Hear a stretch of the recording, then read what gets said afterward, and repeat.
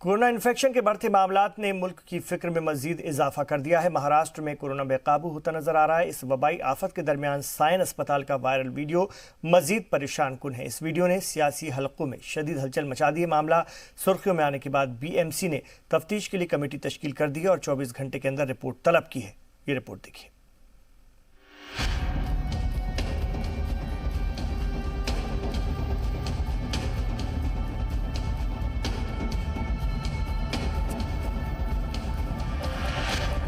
Corona बहरान की सबसे डरावनी तस्वीर। मुंबई के अस्पताल में लाशों के बीच इलाज। काले रंग की पॉलिथीन में लिपटी हैं लाशें। एक नहीं, दो नहीं, तीन नहीं, 4 लाशें। और पास के बेड पर लेटे हैं कोरोना के मरीज। न अस्पताल इंतजामिया को फिक्र है, न कोरोना इन्फेक्शन से इलाज करा रहे लोगों में इतनी हिम्मत है कि इसकी मुखालिफत कर सके।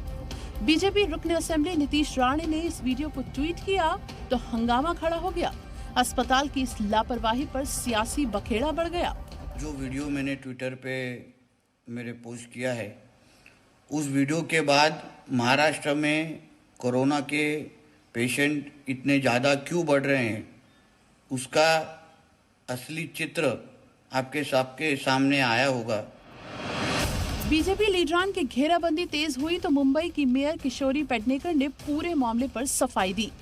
कोरोना बाधित पेशंट असेल तर त्याचे नातेवाईक किमान फॉर्मॅलिटी करायला तरी आले पाहिजे। बऱ्याच वेळेला ते येत नाही। त्याचप्रमाणे आपण म्हणजे मृत्यूदेह ठेवण्याचा जो आपला मॉर्चरीचा हे आहे, तिथे 15 ते 16 ऑलरेडी जर असतील आणि परत नवीन कुठे ठेवायचा हा मोठा तो प्रश्न आहे। एशिया के सबसे बड़े स्लम धारावी में कोरोना के मुश्तबा मरीजों की जांच साइन अस्पताल में हो रही है और धारावी में कोरोना के गहराते बहरान के बीच अब ये सवाल भी बड़ा है कि आखिर ऐसी लापरवाही से कोरोना की जंग कैसे जीती जा सकेगी। लेकिन अब मामला तूल पकड़ चुका है। सवाल साख का है तो BMC भी अलर्ट है।